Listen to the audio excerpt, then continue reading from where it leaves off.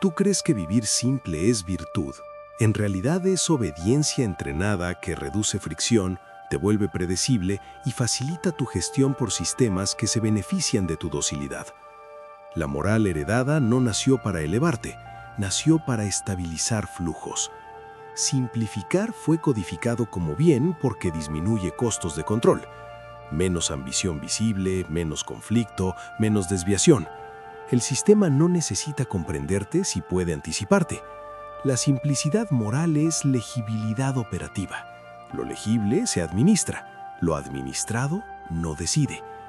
Te enseñaron que renunciar es madurez, que aceptar límites impuestos es sabiduría, que desear menos es libertad. Esa secuencia no es ética, es mecánica. Reduce consumo de recursos del sistema, amortigua fricción social, elimina competencia. El resultado no es virtud, es eficiencia institucional. El precio no se discute porque no se nombra. Pérdida de palanca, invisibilidad estratégica, dependencia de aprobación. La contradicción central se evita mediante el lenguaje. Se llama simple a lo que en realidad es estrecho. Se llama paz a la ausencia de poder. Se llama orden a la renuncia anticipada. Cuando la moral precede al poder, el individuo queda estructuralmente desarmado. El sistema no castiga esa decisión, la premia simbólicamente y la explota materialmente. No hay accidente en esto. La programación temprana instaló obediencia como identidad, recompensa diferida, sacrificio silencioso, autocensura. El sujeto aprende a medir su valor por cumplimiento. La escasez no se presenta como presión, sino como prueba moral. El que acepta menos es presentado como superior. El que exige más es etiquetado como problema. La jerarquía se consolida sin conflicto abierto. Vivir simple bajo este diseño reduce tus variables. Menos opciones, menos rutas, menos negociación. El sistema optimiza contra agentes complejos. Necesita agentes previsibles. La complejidad genera fricción y exige concesiones. La simplicidad, en cambio, se administra con reglas. Reglas no negocian, ejecutan. El costo psicológico no es accidental. Al eliminar ambición explícita, se elimina conflicto interno que podría volverse externo. La ansiedad se privatiza. La frustración se moraliza. El fracaso se internaliza como defecto personal, nunca como consecuencia estructural. El individuo se autocorrige para encajar, no para dominar. El sistema obtiene estabilidad, tú obtienes silencio. La seguridad psicológica que te prometieron es un sedante. Funciona porque reduce iniciativa. Un agente que no arriesga no compite. Un agente que no compite no amenaza jerarquías. La obediencia se presenta como elección libre para ocultar la coerción inicial. No hubo contrato, hubo condicionamiento. Cuando la moral heredada colapsa, no queda vacío, queda evidencia. Evidencia de que el mérito no distribuye poder. Evidencia de que la visibilidad supera a la virtud. Evidencia de que la simplicidad celebrada coincide con estancamiento material y dependencia social. No se juzga, se observa. El sistema no necesita que seas malvado, necesita que seas manejable. Por eso la simplicidad es promovida como ideal universal. Reduce costos de vigilancia, minimiza desviaciones, estabiliza expectativas. El que vive simple no negocia desde fuerza, acepta desde norma. La norma no protege, ordena. Aquí se elimina la seguridad psicológica porque es un lujo para quien ya tiene poder. Para el resto es un mecanismo de contención. Al desmontarlo, aparece la estructura desnuda. Jerarquías, incentivos, selección. No hay consuelo en verlo, hay claridad operativa. Este capítulo no ofrece salida, ejecuta una demolición. La moral heredada ya no sirve como mapa, porque fue diseñada para otro propósito. El siguiente paso no es moral, es mecánico. El poder no emerge del mérito ni de la intención. Emerge de la capacidad de imponer costos y extraer beneficios bajo presión. Todo lo demás es narrativa de contención. La regla central es simple. Quien controla consecuencias, controla conducta. Quien no, obedece. La obediencia no es neutral. Es una estrategia perdedora cuando se presenta como valor. El sistema recompensa la conformidad con estabilidad mínima y castiga la desviación con incertidumbre. Esa relación produce una ilusión de seguridad que mantiene a los agentes alineados. El alineamiento reduce fricción hoy y elimina opciones mañana. La pobreza que resulta no es solo material, es estratégica. La compliance funciona porque desplaza el conflicto hacia adentro. El individuo se vuelve responsable de sostener un equilibrio que no diseñó.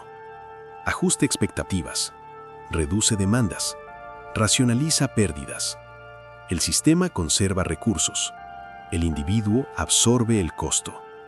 La invisibilidad es el subproducto lógico. Lo visible exige negociación. La negociación exige palanca. La compliance elimina ambas. La contradicción estructural es directa. Se promete movilidad a través de obediencia en un entorno donde la movilidad real se produce por asimetría. Quien cumple reglas accede a permisos. Quien controla reglas accede a flujos. La distancia entre permiso y flujo define la jerarquía. La moral se usa para justificar esa distancia, no para cerrarla. La eficiencia conductual de la obediencia es alta. Reduce conflictos, acelera procesos, estandariza resultados. El costo social es bajo para la institución y alto para el individuo. El costo psicológico se administra mediante recompensas simbólicas, reconocimiento verbal, pertenencia condicional, identidad moral. Ninguna de esas variables se convierte en poder transferible. El sistema penaliza la ambición explícita en los estratos bajos porque la ambición sin palanca es disruptiva. Genera ruido, exige atención, amenaza estabilidad. Por eso se reencuadra como egoísmo o inmadurez. El mensaje es funcional. Espera, cumple, acepta. La espera no acumula interés. La obediencia no capitaliza. La selección opera sin anunciarse. Los agentes que internalizan normas permanecen disponibles. Los que desarrollan palancas salen del campo normativo y entran al campo transaccional. No se trata de ética. Se trata de ubicación. Dentro de la norma, el castigo es social. Fuera de ella, el castigo es negociable. La diferencia define quién pierde. La pobreza y la invisibilidad no son fallas personales. Son resultados consistentes de un mecanismo que premia previsibilidad. El sistema invierte en quienes pueden producir retornos. La compliance produce estabilidad, no retornos. La estabilidad se mantiene, no se promueve. Por eso el obediente se estanca mientras el extractor progresa. La moral se activa como freno cuando la extracción amenaza con hacerse visible. Se invoca el orden, la armonía, la responsabilidad. Esos conceptos no describen la realidad, la administran. El que acepta ese marco renuncia a disputar términos. El que lo rechaza asume costos inmediatos a cambio de margen futuro. No se juzga la elección, se miden consecuencias. El poder no necesita aprobación. La aprobación necesita poder para volverse relevante. Invertir en aprobación es invertir en dependencia. La dependencia reduce capacidad de amenaza. Sin amenaza, no hay negociación. Sin negociación, no hay mejora estructural. El círculo se cierra. Este mecanismo explica por qué la compliance mantiene a los hombres pobres e invisibles incluso cuando cumplen todo. El sistema funciona. Funciona contra ellos. No hay traición. Hay diseño. El siguiente capítulo separa roles bajo presión de selección. No por intención, por función. La presión de selección no distingue entre intención y resultado. Solo mide utilidad. Bajo ese criterio, los hombres se dividen en dos funciones operativas, depredador y recurso. No es identidad, es posición dentro de un flujo. El depredador no se define por agresión visible, se define por control de rutas. Decide qué entra, qué sale, cuándo y a qué costo. El recurso no se define por debilidad emocional, se define por exposición. Su tiempo, su energía, su atención y su cuerpo circulan hacia estructuras que no controla. La diferencia no es carácter, es arquitectura. La selección opera silenciosamente, no castiga, redistribuye. Quien acumula palanca reduce su vulnerabilidad. Quien no la acumula incrementa su disponibilidad. La disponibilidad es el indicador central del recurso. Siempre está accesible, siempre está reemplazable, siempre está justificándose. Esa combinación garantiza extracción estable. El sistema no necesita violencia directa para sostener esta división. Utiliza incentivos morales y castigos sociales. El depredador se invisibiliza detrás de procesos. El recurso se expone mediante desempeño. La visibilidad asimétrica mantiene la jerarquía. Uno opera desde la sombra, el otro desde el escenario. El que actúa en escena no controla guión. La narrativa dominante afirma que ambos compiten en igualdad. La realidad muestra que no comparten campo. El recurso compite con otros recursos por permisos limitados. El depredador compite con otros depredadores por control de flujos. Los premios no son equivalentes, los costos tampoco. El primero pierde tiempo, el segundo arriesga capital. La diferencia determina quién puede absorber pérdidas y quién queda neutralizado por ellas. La moral condicionada asigna dignidad al sacrificio del recurso. Se celebra su resistencia, su constancia, su paciencia. Esa celebración no es reconocimiento, es anestesia. Convierte explotación en virtud y desgaste en identidad. El recurso aprende a llamarse a sí mismo responsable mientras se descapitaliza. El depredador aprende a llamarse eficiente mientras acumula margen. La sexualidad, la economía y el estatus convergen en este punto. La selección favorece a quien controla contexto, no a quien lo soporta. El atractivo no emerge de la bondad, sino de la capacidad de producir consecuencias. La estabilidad no emerge del esfuerzo, sino del control de condiciones. La visibilidad no emerge del mérito, sino de la palanca. El recurso es entrenado para invertir más cuando pierde. Más horas, más obediencia, más espera. El depredador invierte menos cuando pierde. Reduce exposición, redirige flujos, transfiere costo. Esa asimetría produce trayectorias divergentes. No hay punto medio sostenible. La frontera entre ambos no es fija, se cruza. Pero el cruce exige ruptura de identidad. El recurso que intenta operar como depredador sin desmontar su moral heredada se autodestruye. Mantiene lealtad a normas que penalizan su nueva posición. Se sabotea para preservar coherencia interna. La coherencia no protege, la coherencia estabiliza. La institución necesita recursos abundantes y depredadores escasos. Si la proporción se invierte, el sistema colapsa. Por eso la reprogramación moral es masiva y la formación estratégica es restringida. La ignorancia no es carencia, es requisito de estabilidad. Aquí no se propone elección ética, se expone un mecanismo. La separación ya existe, opera con o sin tu consentimiento. Negarla no la debilita, solo te fija en el lado funcionalmente inferior. El siguiente capítulo detalla la reprogramación necesaria para abandonar la posición de recurso, no para elevarte, para sobrevivir a la selección. La reprogramación estratégica no es mejora personal. Es sustitución de funciones internas que ya no operan bajo presión real. El sistema anterior fue diseñado para cumplimiento, no para supervivencia en entornos competitivos. Mantenerlo es ineficiente. Primera sustitución. Criterio moral por criterio funcional. La pregunta deja de ser ¿qué debería hacer?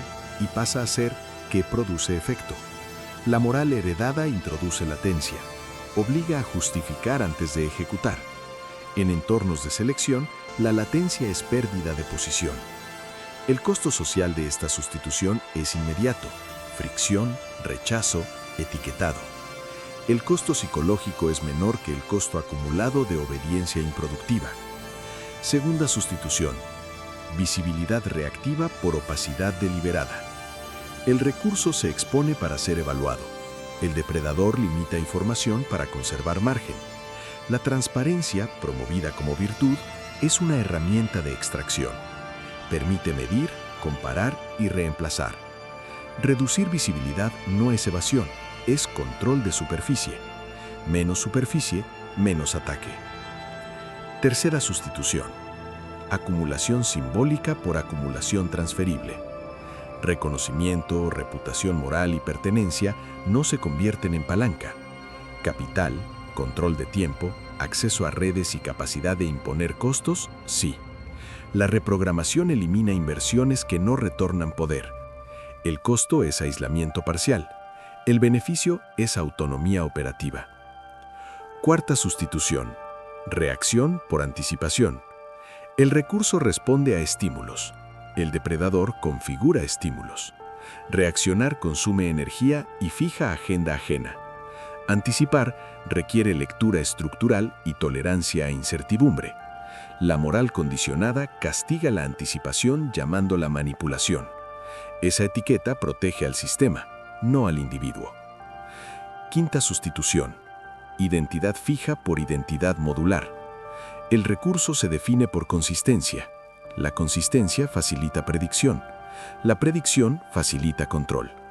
La identidad modular ajusta conducta según contexto sin justificar coherencia. El costo interno es disonancia. El beneficio externo es adaptabilidad. En selección, la adaptabilidad supera a la integridad moral. Estas sustituciones no prometen aceptación. Generan resistencia porque rompen contratos implícitos. El entorno social reacciona cuando pierde capacidad de gestión. Esa reacción confirma la eficacia del cambio. No se interpreta, se utiliza como señal. La reprogramación exige reducción deliberada de empatía operativa. No se elimina percepción del otro, se elimina priorización automática de su comodidad. La empatía condicionada fue instalada para inhibir acción. Mantenerla intacta garantiza estancamiento. El costo social es etiquetado negativo. El costo psicológico es menor que la impotencia prolongada. No hay ética en este proceso, hay calibración. Cada ajuste produce ganancias y pérdidas. El sistema anterior protegía pertenencia a cambio de extracción constante. El sistema nuevo reduce pertenencia para recuperar control. No se celebra, se ejecuta. El error común es intentar integrar ambos sistemas. Función depredadora con moral de recurso. El resultado es sabotaje interno. La reprogramación requiere exclusión. Lo que no sirve se desinstala. La nostalgia es ruido operativo. Este capítulo no completa el proceso, solo establece las condiciones mínimas para no ser consumido. La fase final no es aprendizaje, es eliminación. La muerte de identidad no es simbólica, es operativa. El yo anterior era un conjunto de respuestas automáticas optimizadas para aprobación y permanencia. Ese conjunto debe ser eliminado. Mientras exista, filtrará decisiones y desviará recursos hacia la restauración de pertenencia. No hay transición limpia, hay ejecución. La identidad heredada servía al sistema porque era legible, preferencias claras, límites visibles, culpa predecible. La legibilidad reduce costo de gestión. Al eliminarla, se incrementa fricción para quien intenta administrarte. La fricción no es daño colateral, es señal de soberanía emergente. El proceso no conserva recuerdos funcionales del antiguo marco, conserva datos, no lealtades. Las experiencias pasadas se reclasifican como información, no como obligación. La gratitud condicionada se descarta, la deuda moral se cancela. El sistema anterior utilizaba ambas como mecanismos de captura prolongada. La instalación del nuevo sistema operativo no añade valores, sustituye prioridades. Supervivencia estructural precede a coherencia interna. Margen precede a reputación. Control precede a significado. Esta jerarquía no se debate porque no es ideológica, es consecuencia directa de la selección. La soledad aumenta en esta fase, no como castigo, sino como filtro. La red social heredada fue construida bajo contratos implícitos de accesibilidad y sacrificio. Al romperlos, la red se disuelve. No se intenta conservarla. La conservación reactiva reintroduce dependencia. El aislamiento inicial reduce interferencia durante la reconfiguración. El sistema nuevo elimina la necesidad de validación externa, no porque la desapruebe, sino porque no la utiliza. La aprobación es una variable ruidosa, cambia con el entorno y exige mantenimiento constante. El control, una vez establecido, reduce necesidad de señales. Menos señales, menos exposición. La soberanía no es libertad abstracta, es capacidad de retirar cooperación sin colapsar. El antiguo yo colapsaba al perder aceptación. El nuevo sistema soporta fricción prolongada porque no depende de permisos simbólicos. Esta capacidad redefine posición en cualquier jerarquía sin anunciarse. No hay reconciliación entre ambos estados. Intentarla es mantener una puerta trasera abierta al sistema que extraía. La identidad muerta no se honra, se entierra sin ritual porque el ritual reintroduce significado emocional. El significado emocional fue el ancla principal de control. El cierre de élite no es invitación, es exclusión automática. La mayoría no completa este proceso porque el costo social excede su tolerancia, no por incapacidad intelectual, sino por apego a identidad. El filtro no selecciona mejores hombres, selecciona sistemas compatibles con presión sin contención moral. Advertencia final. Este sistema no produce paz, produce estabilidad funcional bajo conflicto permanente. El que busca tranquilidad debe permanecer como recurso. El que ejecuta esta eliminación acepta operar sin refugio moral ni protección simbólica. La reversión no está disponible sin pérdida total de posición. Aquí termina la exposición. Lo que sigue no se enseña ni se explica, se ejecuta o se descarta. La selección continúa sin observarte.